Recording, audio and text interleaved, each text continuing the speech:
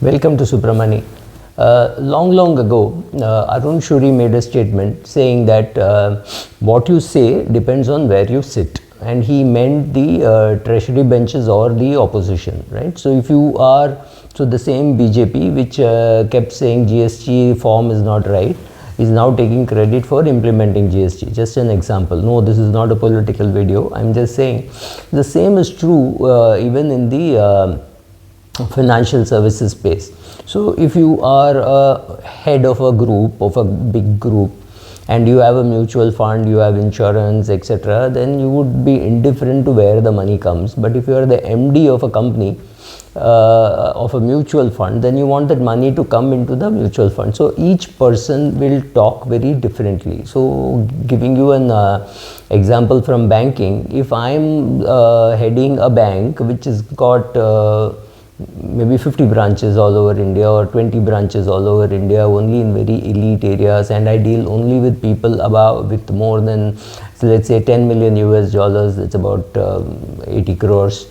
Then I'm obviously going to show him the black sofa and the bone china cup in which he's going to get his tea or coffee, etc. Right? That's what I have to flaunt. That's the main thing that I have to flaunt. But if I am CEO, or if I am the salesperson of a bank with 20,000 branches or 10,000 branches, then I'm going to obviously say, sir, you can get money wherever you want, whenever you want. Somebody will be there. Your relationship manager will speak to that branch and get things done for you. You will always speak about what you have to sell. So what you say in the financial service industry depends on, let's now come down to the mutual fund industry. It depends on whether you're a mutual fund itself, whether you're the asset management company, or you are an employee of the asset management company, or are you registered investment advisor, or are you an MFD, or are you a service provider in the form of a blog or in the form of a newsletter or some services, ancillary services. Depends on each of your roles, you will say different things, right? So it's very important that when you change roles, you should delete all the other things which you have said in your past roles, because in your past roles you have criticized people doing exactly and precisely what you are currently doing, and some of us have heard that, some of us have read that, some of us have felt that. So then you find it amusing as to what people are saying. That brings me to another important thing is so many newsletters are I find in my inbox. In a day when I open, I find so many newsletters, and I find so many people offering so many services, including managing my portfolio. No, not a PMS service, just as administrative service of saying we will do this for you, we will do that for you. Of course they will also do advisory, but they are not there to do advisory. They are, or they could be brokers, and they could be selling broking services, obviously zero brokerage, etc. So how do you distinguish a good newsletter from another, from a fraudulent newsletter? So first is how much of touting do they do? Do they do a lot of, do they say this share is good and that share is not good? It could be a big share, small share, whatever. Are they recommending it, over recommending it? Are they, or do you think they're pushing it to you and saying, oh, this is just fantastic and you must have it, right? Are they saying that? So see whether there is a lot of touting happening. Also see whether they are selectively saying we said this and this is what happened. This selective quoting is something very dangerous, because we all can do that and say this is what I recommended and this is what happened. For example, I can tell you that I invested in XYZ mutual fund in 2000 or maybe 1998 or 1999, and I still have it in my portfolio. Is it laziness? Could I have done a better job by switching? I'm not getting into that, but yes, I have invested in some of these things, and you could now always say that was just a bias, that you like that fund house or you like that person. So anything is possible. So see whether people are telling you enough about their mistakes, about their good things. Of course everybody will say, but very rarely do people come and say, oh, I made these following mistakes in life. So do they say that? Third, do you know whether they are being compensated in any form or the other, and are they saying that they are being compensated? right? So sometimes the clarity is not so great, so somebody can just go buy enough number of take services from them, and you find that the bias will happen, right? So if there is a newsletter to which I contribute, or a newsletter from whose services I use, saying, oh, your newsletter is great, can I have 20,000 subscription? Believe me, that is compensation. It's not so easily visible, but yes, that is compensation. So compensation in the financial service industry can be from anything, anywhere. I mean, it's as bad or as good as the pharma industry, right? So that can be a way of giving you some kind of a monetary compensation without saying, oh, I think it's fantastic, I'll give you 20,000 people to whom send it. Or even better, give it to me, I'll send it to 20,000 people. That's 20,000 subscriptions. That's huge. Then whether their newsletter is being used for pump and dump schemes. This normally happens with smaller shares, but there's no reason why it can't happen with bigger shares when one promoter is getting out and another promoter is coming in. Can this happen? Yes, it can happen. Does it happen? Yes, it does happen.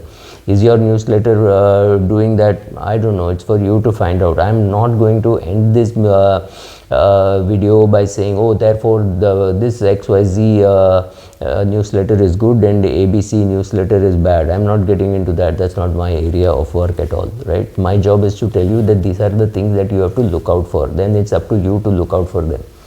Then scalping, recommending a stock and then finding that the stock price has gone up and then they're selling, so you don't know when they're selling, right? You know when they recommended it to you. So 3 months later, 4 months later, maybe they're selling, and then they will also tout it saying, look, we recommended this at this price and this is what has happened.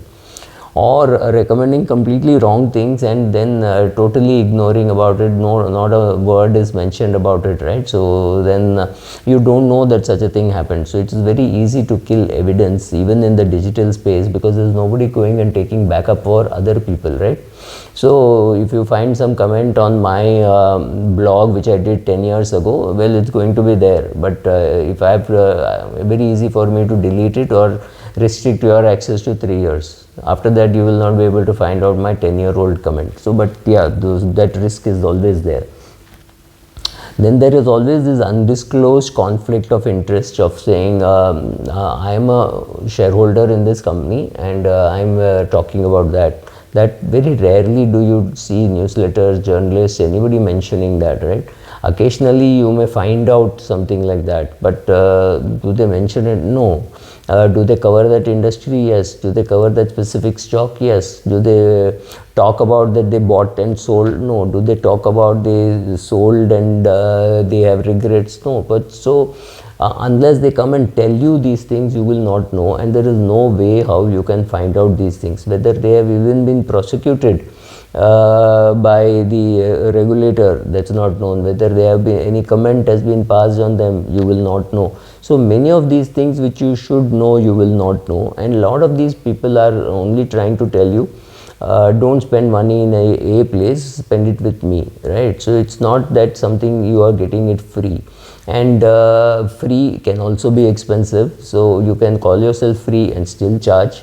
You can call yourself free and still charge for the ads. For example, my blog is free or my YouTube channel is free, but you're still paying for in two ways. One is you're paying with your time. I mean, you're spending 10 minutes watching this video, and you're watching the ads that come which compensate me. So you have to understand that I'm not doing this totally free, but I'm doing this for the ads that come which you watch, and I get compensated. But I can tell you how much I'm getting compensated. I'm getting compensated approximately $20 a day. That's a number. At least you should know that I make $20 every day for all these 2-3 videos that I put up. That's my one form of compensation. Another form of compensation is I can speak about somebody and charge a fee for that. Can I do it? Yes, I can do it. Do I do it? Yes, I do it. Have I done it for financial products? Yes, I have done it for financial products, but that largely appears on their blog rather than my blog. But is it there on my blog? Yes, it's there on my blog. You have to search for it, you will find it, but it is there. So don't assume that everything is coming to you free.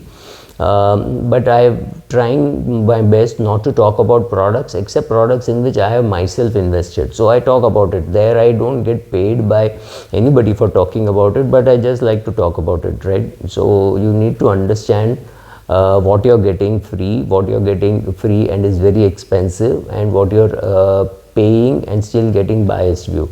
So be careful about what you're buying, what you're reading, what you're understanding, because and what advice you're getting. So be careful about all that. Thank you. So I did a video about newsletters. So here is some more addition to that, in the sense that how do you know that a newsletter is good or bad? So first of all, find whether there are disclosures. Disclosures have to be big, long and very comprehensive, and it should be easy to find. In many cases of newsletters and other services rendered, could be any service, could be even trying to manage your portfolio and saying how you should size your portfolio, and we will help you do it. Which share have you bought, including details like please share with us which share you bought, which broker you used, and when you bought. Perfectly possible that they go behind you to the broker and say, look, this client of mine bought this, and so you have to compensate me. It's not that they will get something, but there are people who try that also. They try to get a compensation somewhere in the line, right? There is a company, there is a broker, and there is you. So somewhere somebody can compensate the newsletter provider. You have to find out who is compensating and why. It's very difficult for you to be able to do it. But yes, there are people who will go behind your back with details, right? And these are people who will pressurize you into saying, sir, this is a good share, you must buy now. So typically they come out with a newsletter, but they then start creating closed user groups, phone calls, their clients call and say, we recommended this, did you buy this, right? So those kind of things are pressurizing tactics, basically to look independent, but they are not independent. So this is one thing that you have to worry about. And very vague disclosures, like from time to time the owners or the authors or the writers here may be holding this stock from time to time. They may have sold, they may have bought, right? This is too vague. You don't really understand. So we are also investors, so we may be invested in some of the funds which we recommend. We may be invested in some of the funds which we say you should not be investing, right? All these things are very vague. It's very difficult for you to understand, and sometimes these disclosures are meant to tell you that, look, this is we are very clean and we are disclosing. So that is something which you have to be scared about. Or hiding the disclosure somewhere very deep where you are not able to read, font size 7 and 412 pages. There is nothing you will be able to understand from such a big disclosure statement. And then asking you for more details about your portfolio, etc., which might be accessible to some of them. This has happened in the past that I had kept my portfolio in one place and I got a call from that company saying your portfolio has this and can we recommend this, when I realized that somebody in their research team is able to see my portfolio. And the owner said, no, such a thing doesn't happen. And I know that it was happening because somebody else called. So you have to be very worried about these things. To me, it doesn't matter. None of these newsletters or anybody can influence me. Actually, I end up writing for some of them. So no, it does not influence me, but you have to be worried that some of the truth may not be as true as you want the truth to be, or not as white as you want the truth to be. I hope I'm not getting very color biased, but yeah, not as true as truth you think it is. Thank you.